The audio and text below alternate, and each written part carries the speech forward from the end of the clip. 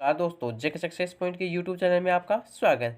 तो फ्रेंड्स, आज के इस वीडियो में हम आरआरबी एनटीपीसी और आरआरबी ग्रुप डी के लिए कुछ मोस्ट इंपॉर्टेंट जीके और जीएस के कुछ इंपॉर्टेंट क्वेश्चंस को डिस्कस करने वाले हैं। ये क्वेश्चंस है, ये रेलवे एग्जाम में बार बार पूछे जाने वाले कुछ इंपॉर्टेंट क्वेश्चंस हैं। तो आज हम इन क्वेश्चंस को पढ़ने वाले हैं। ये आपके आगामी एग्जाम्स के लिए बहुत ही इंपॉर्टेंट है। रेलवे की जो एग्जाम हो रही है एनटीपीसी के 28 दिसंबर से जो एग्जाम शुरू हो गई है, तो इसमें आपको बहुत ज़्यादा बेनिफिट ये करने वाले हैं। तो आज की इस वीडियो में हम इन्हीं क्वेश्चंस को पढ़ने वाले हैं। तो आज की इस वीडियो को शुरू करते हैं। फ्रेंड्स, आज का हमारा इसमें पहला क्वेश्चन है, गांधी जी ने चंपारण नामक एक छोटे से गांव में असहयोग आंदोलन शुरू किया था। चंपारण वर्तमान में कौन से भारतीय राज्य में स्थित है? तो गांधी जी ने चंपारण नामक एक छोटे से गांव में असहयोग आंदोलन है वो शुरू किया था। तो ये जो चंपारण है ये वर्तमान में भारत के कौन से राज्य में स्थित है, ये हमें बताना है। तो चंपारण है ये वर्तमान में भारत के बिहार राज्य में स्थित है। कहाँ पर स्थित है? ये बिहार में स्थित है। कहाँ पर स्थित है? बिहार में स्थित। और इसी जगह पर गांधी जी ने जो असहयोग आंदोलन है वो शुरू किया था। और जो असहयोग आंदोलन है वो कब शुरू किया था? वो शुरू किया था 1 अगस्त 1920 से। कब शुरू किया? 1 अगस्त 1920 को गांधी जी ने चंपारण में असहयोग आंदोलन है वो शुरू किया था। ये आप याद रखेंगे। नेक्स्ट क्वेश्चन को देखते हैं। नेक्स्ट क्वेश्चन है, किसी वस्तु की गतिज ऊर्जा और स्थितिज ऊर्जा को एक साथ क्या कहा जाता है? तो कोई वस्तु है उसकी गतिज ऊर्जा और जो स्थितिज ऊर्जा होती है उसको एक साथ या फिर जोड़ दिया जाए तो वो क्या कहलाती है, ये हमें बताना है। तो गतिज ऊर्जा तो स्थितिज ऊर्जा का जो योग होता है वो कहलाता है यांत्रिक ऊर्जा। क्या कहलाता है? यांत्रिक ऊर्जा के नाम से जाना जाता है, या फिर मैकेनिकल एनर्जी भी बोलते हैं। जो कैनेटिक एनर्जी होती है गतिज ऊर्जा, उसको क्या सूत्र होता है? उसका होता है 1/2 mv²। और जो स्थितिज ऊर्जा होती है वो क्या होती है? वो होती है Pe, पोटेंशियल एनर्जी बराबर होता है mgh। ये स्थितिज ऊर्जा का सूत्र होता है। और जो कैनेटिक एनर्जी होता है Ke, गतिज ऊर्जा बराबर होती है 1/2 mv²। और इनका जो योग होता है वो क्या कहलाता है? यांत्रिक ऊर्जा कहलाता है। नेक्स्ट क्वेश्चन को देखते हैं। नेक्स्ट क्वेश्चन है, निम्नलिखित में से कौन सी नदी तिब्बत से होकर बहती है और वहां यारलंग तसांगपो नदी के रूप में जानी जाती है? तो कौन सी नदी है जो तिब्बत से होकर बहती है और तिब्बत में यह नदी यारलंग तसांगपो नदी के रूप में या फिर इसके नाम से जानी जाती है? तो जानी जाती है ब्रह्मपुत्र नदी। कौन सी हो जाएगी? ब्रह्मपुत्र नदी है वो इस क्वेश्चन का राइट आंसर हो जाएगा। और ये जो ब्रह्मपुत्र नदी होती है इसका उद्गम स्थान होता है वो तिब्बत के दक्षिण में मानसरोवर के निकट जो चेमायुंगडुंग नामक जो हिमवाह होता है वहां से इसका उद्गम होता है। और इसकी जो टोटल लंबाई होती है वो कितनी है? 3848 किलोमीटर। कितनी होती है? 3848 किलोमीटर है इसकी कुल लंबाई है। और इसका जो तिब्बत में तो इसको यारलंग तसांगपो के नाम से जाना जाता है, या फिर साम्यो या फिर सापो नदी के नाम से भी इसको जाना जाता है। अरुणाचल प्रदेश में इसको क्या नाम देते हैं? इसको बोलते हैं दिहांग। अरुणाचल प्रदेश में इसको दिहांग के नाम से जानते हैं। वहीं असम में बात की जाए तो असम में इसको ब्रह्मपुत्र के नाम से जानते हैं। वहीं ये जो बांग्लादेश की सीमा में जब ये प्रवेश करती है तो वहां पर इसको क्या बोलते हैं? जमुना के नाम से भी जाना जाता है। ये आप याद रखेंगे। नेक्स्ट क्वेश्चन है, मूल अधिकार भारतीय संविधान के किस भाग में स्थापित हैं? तो मूल अधिकार या फिर जो मौलिक अधिकार होते हैं, फंडामेंटल राइट्स होते हैं, उनको भारतीय संविधान के कौन से भाग में स्थापित किया गया है? ये भारतीय संविधान के कौन से भाग में स्थित है? तो मूल अधिकार या फिर फंडामेंटल राइट्स होते हैं ये भारत के संविधान के भाग नंबर किस में स्थित होते हैं? भाग नंबर 3 में स्थित होते हैं। कौन से में स्थित है? भाग नंबर 3 में ये मूल अधिकार है ये स्थित है। और अनुच्छेद 12 से लेकर 35 तक ये मूल अधिकार हैं ये स्थित हैं। नेक्स्ट क्वेश्चन है, राष्ट्रपति द्वारा राज्यसभा के सदस्यों के नामांकन का नियम किस देश के संविधान से लिया गया है? तो राष्ट्रपति जो होता है भारत का वो राज्यसभा में कुछ सदस्यों को नामांकित करता है। कितने सदस्यों को नामांकित करता है? तो वो करता है टोटल 12 सदस्यों को नामांकित करता है राज्यसभा के लिए। तो वो ये जो प्रक्रिया होती है ये कौन से देश के संविधान से ली गई है? तो ये ली गई है आयरलैंड के संविधान से। कहाँ से ली गई है? आयरलैंड के संविधान से ये राष्ट्रपति द्वारा राज्यसभा में सदस्यों को नामांकित करने की प्रणाली है ये ली गई है। नेक्स्ट क्वेश्चन को देखते हैं। नेक्स्ट क्वेश्चन है, आधुनिक आवर्त सारणी में बाईं ओर उपस्थित इकलौती अधातु कौन सी है? तो आधुनिक जो आवर्त सारणी है उसमें बाईं ओर उपस्थित इकलौती अधातु है वो कौन सी है, ये हमें बताना है। तो कौन सी हो जाएगी? वो हो जाएगी हाइड्रोजन। क्या हो जाएगी? हाइड्रोजन है वो आवर्त सारणी में बाईं तरफ उपस्थित इकलौती अधातु है। नेक्स्ट क्वेश्चन को देखते हैं। नेक्स्ट क्वेश्चन है, निम्नलिखित में से भारत के किस राज्य की सीमा म्यांमार से नहीं लगती है? तो भारत के कौन से राज्य की सीमा है वो म्यांमार से नहीं लगती है, ये हमें बताना है। तो भारत के कौन से राज्य की सीमा नहीं लगती है? तो वो नहीं लगती है असम की। असम जो है इसकी सीमा है वो म्यांमार के साथ नहीं लगती है, बल्कि जो म्यांमार होता है उसके साथ भारत की कुल 1643 किलोमीटर की सीमा लगती है। कितनी लगती है? 1643 किलोमीटर की कुल सीमा है वो भारत की म्यांमार के साथ लगती है। और उसके साथ कौन कौन से राज्य के साथ लगती है? तो एक तो लगती है अरुणाचल प्रदेश, मणिपुर, नागालैंड और एक हो जाएगा मिजोरम। इन 3 राज्यों की सीमा है वो म्यांमार के साथ लगती है। नेक्स्ट क्वेश्चन को देखते हैं। नेक्स्ट क्वेश्चन है, वन संरक्षण अधिनियम कब पारित या लागू किया गया? तो वन संरक्षण जो अधिनियम है वो कब पारित किया गया? फॉरेस्ट प्रोटेक्शन एक्ट है वो कब लागू किया गया था? तो ये लागू किया गया था सन 1980 में। 1980 में वन संरक्षण अधिनियम है ये पारित किया गया था।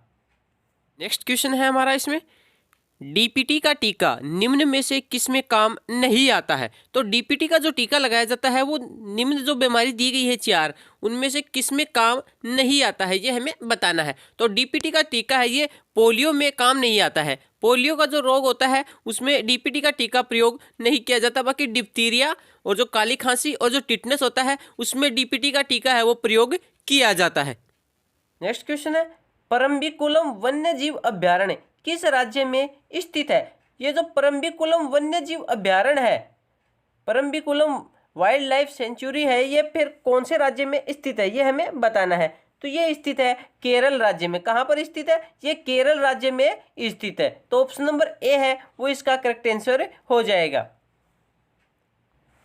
नेक्स्ट क्वेश्चन है, निम्नलिखित में से कौन सा मेघालय का एक प्रमुख लोक नृत्य है? तो ये 4 ऑप्शन दिए गए, उनमें बताना है कि जो मेघालय राज्य है उसका प्रमुख लोक नृत्य है वो कौन सा है। तो इनमें बताना है। तो इसमें जो लाहो है ऑप्शन नंबर बी, ये मेघालय का प्रमुख लोक नृत्य है। तो ऑप्शन नंबर बी है वो इसका करेक्ट आंसर हो जाएगा। वहीं जो नाटी जो लोक नृत्य दिया गया है ये कौन से राज्य का है? तो ये हिमाचल प्रदेश का प्रमुख लोक नृत्य है। और वहीं जो हम बम्बू नृत्य की बात करें, बम्बू नृत्य और जो खानटुम नृत्य दिया गया है ये कौन से राज्य का प्रमुख लोक नृत्य है? तो ये मिजोरम के प्रमुख लोक नृत्य हैं। कहाँ के हैं? मिजोरम के प्रमुख लोक नृत्य हैं। नेक्स्ट क्वेश्चन है, इंडियन होम रूल सोसाइटी की स्थापना कब हुई थी? तो इंडियन होम रूल सोसाइटी की स्थापना है वो कब हुई थी, ये हमें बताना है। तो इसकी स्थापना है वो सन 1905 में हुई थी। कहाँ कब हुई थी? 1905 में स्थिति इसकी स्थापना हुई थी। और किसने की थी? वो की थी श्याम जी कृष्ण वर्मा ने। किसने की थी? श्याम जी कृष्ण वर्मा है, उन्होंने इंडियन होम रूल सोसाइटी है उसकी स्थापना की थी। और कहाँ पर की थी? लंदन में इसकी स्थापना की थी। नेक्स्ट क्वेश्चन है, तेलंगाना को एक नए राज्य के रूप में बनाने के लिए किस समिति को नियुक्त किया गया था?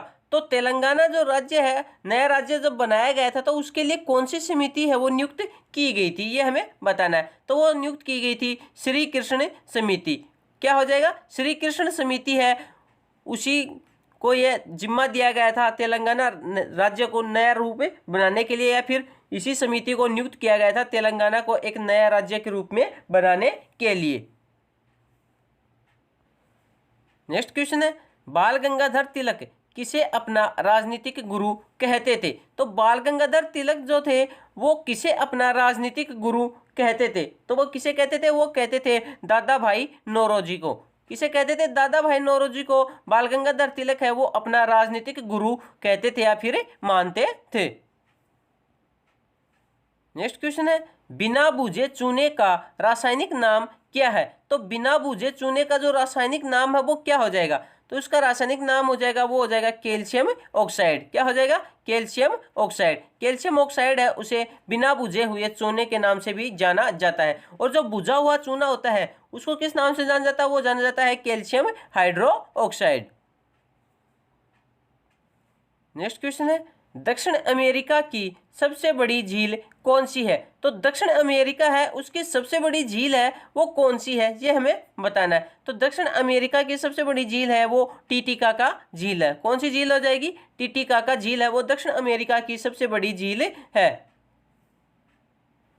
नेक्स्ट क्वेश्चन है, अत्यधिक अम्लीय मिश्रण का पीएच मान कितना होता है? तो सर्वाधिक या फिर अत्यधिक जो अम्लीय मिश्रण होता है उसका जो पीएच मान होता है वो कितना होता है? तो अत्यधिक अम्लीय मिश्रण का पीएच मान होता है वो 0 होता है। हम जानते हैं जो हम 0 से आगे बढ़ते हैं तो अम्लीय मान है वो थोड़ा कम होता जाता है, और इसी प्रकार जब हम 7 पर आते हैं, पीएच 7 पर, तो इसका जो पीएच 7 पर जो मिश्रण का मान होता है वो कौन सा हो जाता है? वो उदासीन रूप हो जाता है। उसी प्रकार जो समुद्री जल होता है उसका पीएच मान कितना होता है? वो होता है 8.4। वहीं रक्त की बात की जाए तो रक्त का पीएच मान होता है वो 7.4 होता है। वहीं मूत्र का पीएच मान होता है वो 6.0 या फिर 6 कह सकते हैं, और लार का जो पीएच मान होता है वो 6.5 होता है। और वहीं दूध की बात की जाए तो दूध में जो पीएच मान होता है वो 6.4 होता है।